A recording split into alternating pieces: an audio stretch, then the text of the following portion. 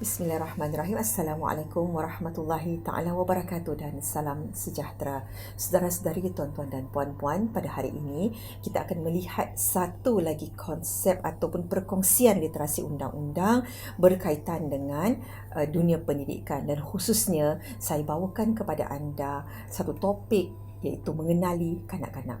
Siapakah kanak-kanak di sisi undang-undang? Dan persoalan pertama sekali yang kita perlu jawab, kenapa kita perlu kenal kanak-kanak? Ya, kalau kita lihat perangkaan pada tahun 2019 yang menunjukkan bahawa seramai 9.3 juta orang rakyat Malaysia adalah kanak-kanak.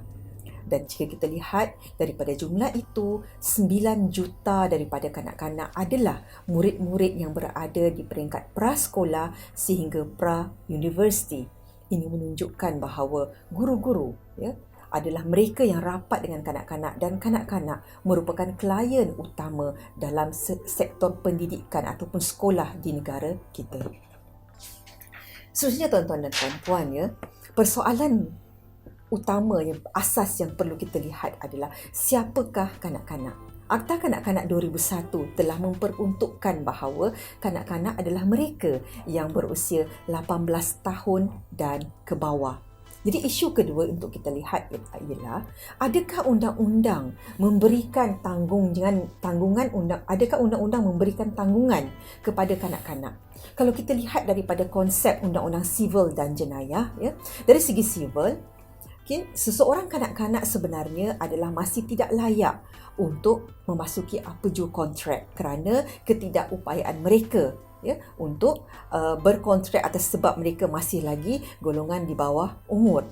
Ini bermakna sekiranya terdapat satu tindakan sivil yang melibatkan kanak-kanak, contohnya kanak-kanak telah mengalami kecederaan sama ada di sekolah ataupun kecederaan akibat kemalangan di jalan raya dan mengalami kesan implikasi daripada kemalangan tersebut, bagaimana kanak-kanak ingin membuat tuntutan? Dalam kes ini, kanak-kanak akan membuat tuntutan melalui sahabat wakil ataupun ibu bapa mereka. Maksudnya dalam kes saman, plaintiff adalah ibu bapa yang bertindak bagi pihak kanak-kanak. Right? Seterusnya, persoalan yang ketiga untuk kita lihat ialah bagaimana pula dari segi tanggungan jenayah. Bila bercakap tentang tanggungan jenayah, persoalan yang relevan adalah, adakah kanak-kanak boleh dituduh di mahkamah atas kesalahan jenayah yang mereka lakukan?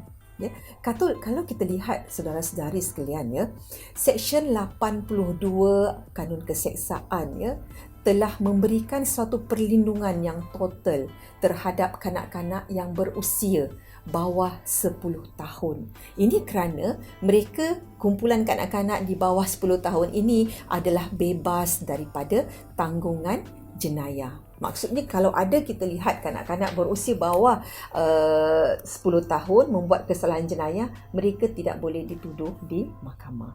Baiklah, bagaimana pula bagi kanak-kanak yang berusia 10 tahun dan ke bawah, kiranya yang bersekolah darjah 1 sehingga darjah 4 lah bawah 10 tahun, melakukan kesalahan tata tertib? Adakah tindakan tata tertib boleh diambil? Setakat ini tidak ada pengecualian berkenaan dengan tindakan tata tertib terhadap kanak-kanak yang berusia di bawah 10 tahun.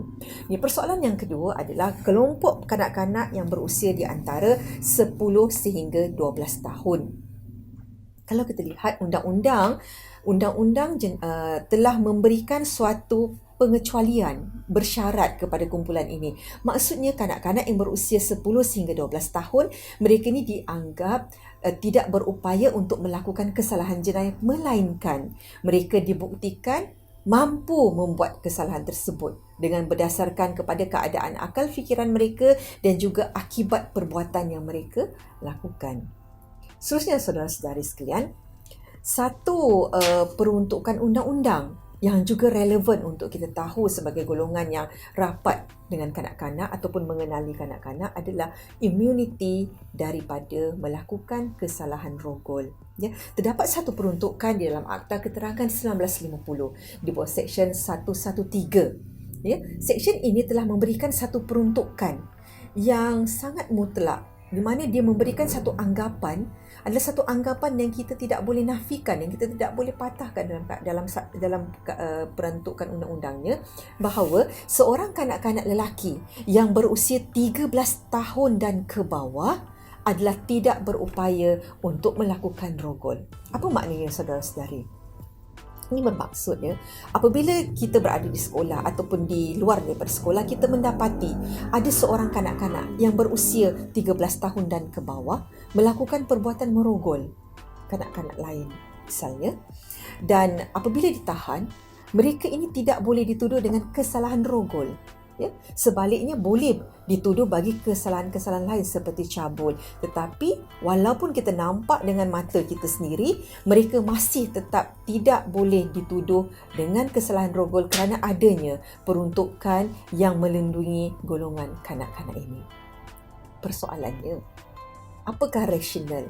Apakah justifikasi untuk kita tahu perkara-perkara berkenaan dengan siapa kanak-kanak ini? Ya, saya ingin menarik perhatian tuan-tuan dan puan-puan saudara sekalian. Kenapa kita perlu tahu adalah supaya kita sebagai guru, kita sebagai pengasuh kepada kanak-kanak dan kita sebagai ibu bapa kepada kanak-kanak untuk tidak cepat melenting atau bertindak secara ganas dan tidak wajar apabila kita mendapat tahu kanak-kanak dalam kumpulan ini melakukan kesalahan jenayah.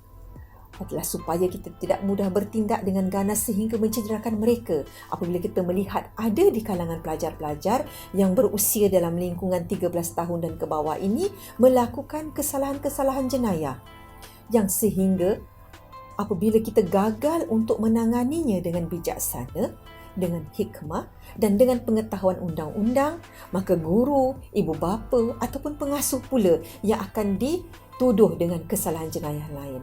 Contohnya, apabila seorang kanak-kanak melakukan kesalahan mencederakan atau melakukan kesalahan jenayah di sekolah dan guru melihat insiden tersebut, lalu guru ini tadi merasa marah, tidak puas hati dan dengan tujuan untuk mendidik telah memukul kanak-kanak ini, telah merotan kanak-kanak ini. Dalam kes inilah kenapa berlakunya dakwaan terhadap guru mencederakan kanak-kanak dengan cara yang tidak wajar.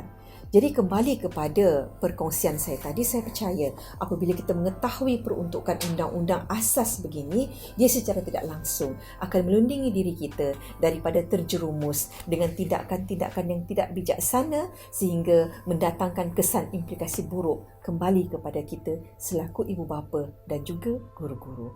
Setakat itu sahaja perkongsian saya untuk hari ini bagi topik siapa kanak-kanak di sisi undang-undang. Kita berjumpa pada sesi yang akan datang. Sekian, terima kasih.